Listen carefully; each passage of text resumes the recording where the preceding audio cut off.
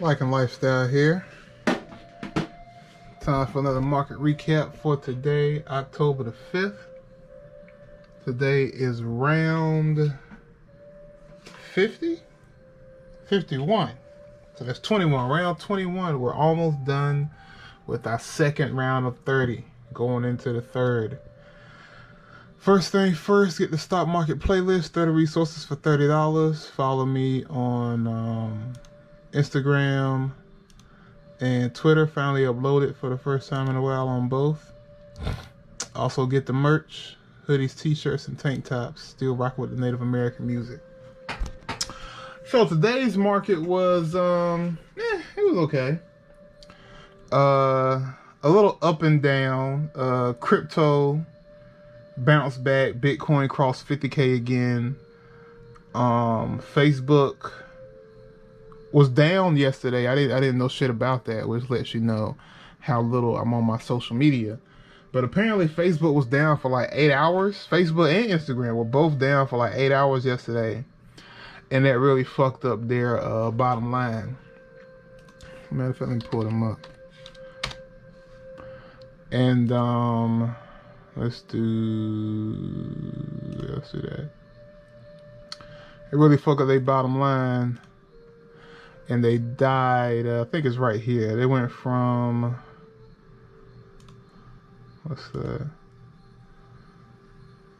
they went from like 340 all the way down to 322. 323. That's a $17 loss, 5%. Yeah, Facebook fell 5%. And today they had a whistleblower testifying in Congress. Which I guess didn't really fuck them up too much because they bounced back from 322 to 335. So they recovered about all of it, really. They recovered about 3 or 4%. So that could have been a good bounce play on Facebook. But that's pretty much what was happening today. Facebook did that. And so the market was this little back and forth. But overall, a bullish market. It wasn't really a down market. It was kind of just up. Let me see. Pull up the SPY. Yeah, it was a reverse from yesterday. Yeah, you can see yesterday the market died from 433 to 426. Today it went right back up from 429 to 435. So everything reversed itself from yesterday. So it was a green market as well. Yesterday was red. So I took 4 trades today. I won 2 and lost 2. First trade I took was X, which is the U.S. Steel ETF. I took a let me grab this piece of paper right here. I took a $20 put right around here for $30. I took 2 of them, and X went down for a little bit. It went to like 31, 32. Was up about 3-4%, and then it reversed and kicked me out right around here for a $4 loss. I had 2 contracts, so I lost $8, 13% on this. That's trade number 1.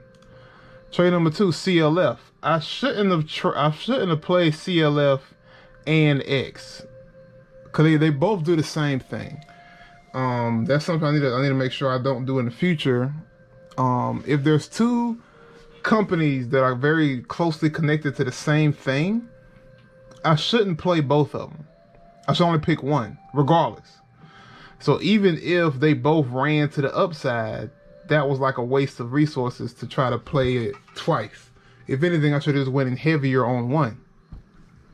Because X and CLF mimic each other with their charts, just like Bank of America, Citigroup, Wells Fargo, JP Morgan, and Morgan Stanley mimic themselves, and Goldman Sachs. All those banks mimic each other. So if Bank of America, Wells Fargo, and Citigroup are all running, I have to pick one. Or I could play XLF, which is a financial ETF which tracks the banks. But I shouldn't play all 3 of those companies because they all do the same thing. If Uber and Lyft are both running, I have to pick one of the 2. I can't play both. Normally you got a front runner and a secondary. So Uber is a front runner and Lyft will be a secondary. Bank of America seems to be the front runner on banks. Wells Fargo is normally a secondary. Stuff like that. So in this case, CLF was the front runner and X was the secondary. So I took a loss on X, and then I jumped into CLF right after I got into X, thinking, well, if it's going in the right way, let me double up. So I took a $18 put on X on CLF for $28, and the same damn thing happened. I got kicked out for a $6 loss, so I lost $14 between CLF and X, which is almost at my max right there. Between those two trades, I'm almost at my max. Now, I will say CLF was maybe a fat finger, because it triggered the second I hit the button, and I think I might have fat fingered it. But it doesn't matter because it went against me anyway, so I would have lost it regardless. Trade number 3, Oracle. Best trade of the day. I took a 92.50 call right around here, right as it broke the call point. Now, I was hesitant on taking this trade. This is one of the most expensive calls I've taken in a long time. It was $60. I haven't taken anything over like $50 in quite a while. The only reason I was comfortable taking the trade is because Oracle was a slow mover and it showed no pullbacks. So there's a handful of companies, and over time you start to learn, there's a handful of companies that if they're moving in a certain direction, they're just going to keep going. They don't really go up and down like some other companies do. Oracle moves so what's the word? Not often. What's the opposite of often? Rarely. Oracle moves so rarely that if it's starting to go in that direction, take advantage of it. So I took a call for $60 and just held it.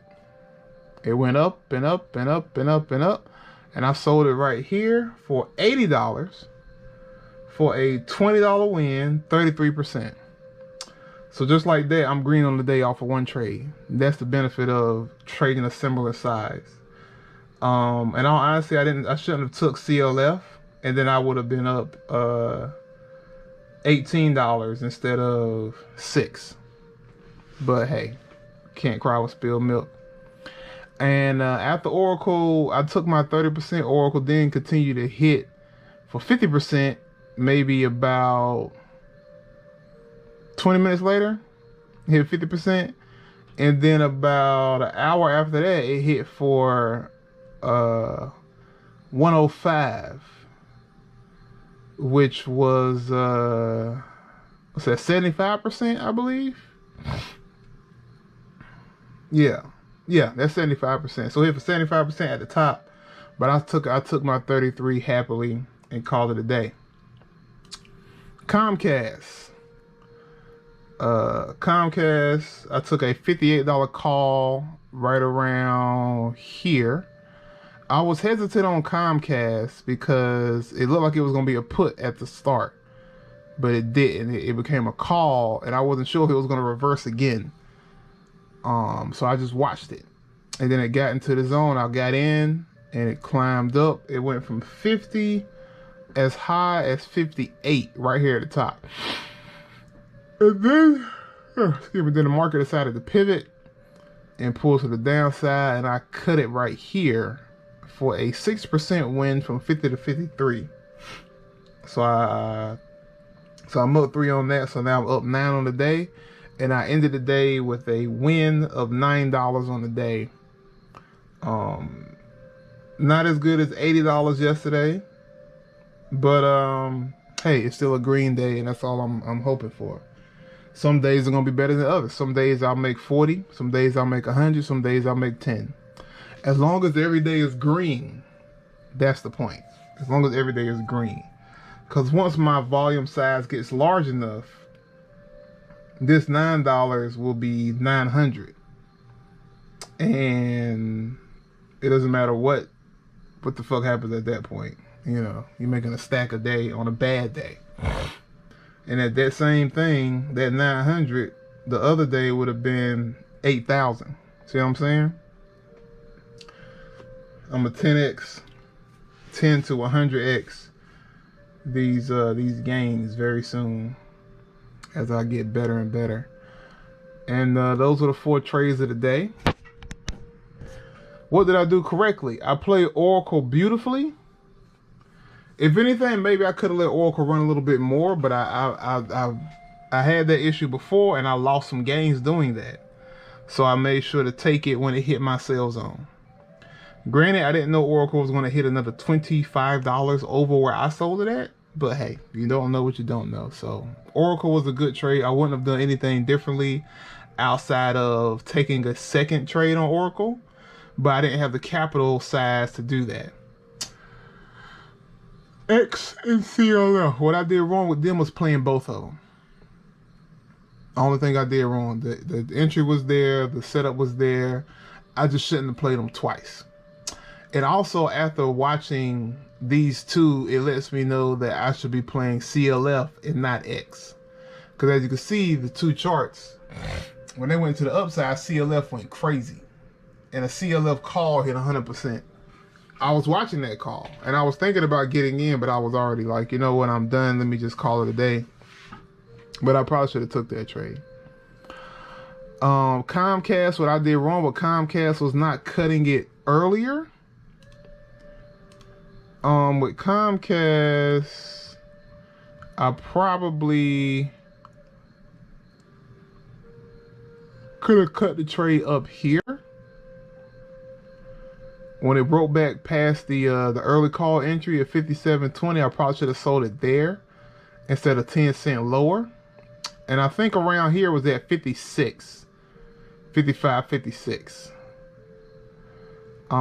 This bar right here is a ascending triangle under, just to see if I got out too early, and I didn't, because then the trade ended up just eating itself up. As you can see, Comcast has traded sideways the rest of the day, which you know just eats up premium, and then it died at the end. So me cutting the trade early actually saved me, because this sideways movement, I would have got stopped out over time anyway because of the sideways movement. So if anything, I could have got it right up here at the top. I'll pay a little more attention to my my follow trades only if the market looks like it's about to turn. Because in this case, what I should have did was just cut it, or going forward when this happens, I could just cut it at a break even, so I don't lose any money, which then gives me the freedom to take an extra trade. I didn't lose any money on that trade. So I'll make sure to do that. I'll make sure that when I see things like this, I don't let it cut me out. So I cut it early, lock in my wins of 10 to 15% or better. And then if it goes up more, so be it. But if it goes to the end, I preserve something. So, and that covers everything. I thank you guys for watching. You guys have a wonderful night, and appreciate you.